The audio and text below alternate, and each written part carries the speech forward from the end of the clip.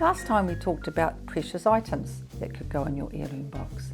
Today we're going to have a look at the kinds of correspondence you could put in your heirloom box.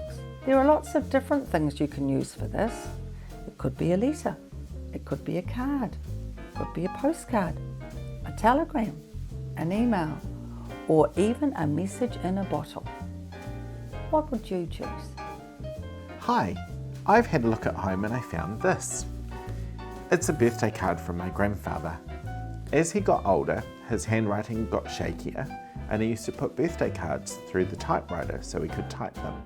But as you can see, this one is handwritten. So that's why it's special to me. So it's going in my heirloom box. Hello again. So here is an item that I would love to put in my receptacle. But as you can see, it's a bit big and it's a bit heavy. I'm also a bit scared it might crush all my other precious items.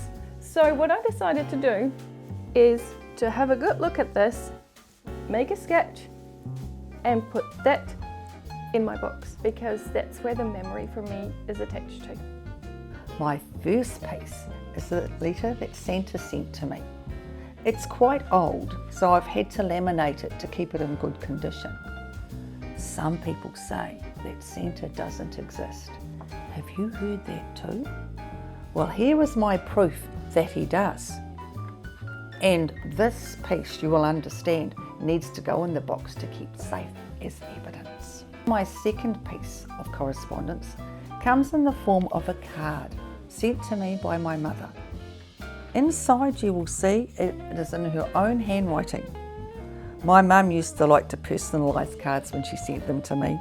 So she put a P on the dog for Prudence and an M on the cat for Mum. You can see that this card also has a personality because underneath it has a saying, magic is believing in yourself. If you can do that, you can make anything happen.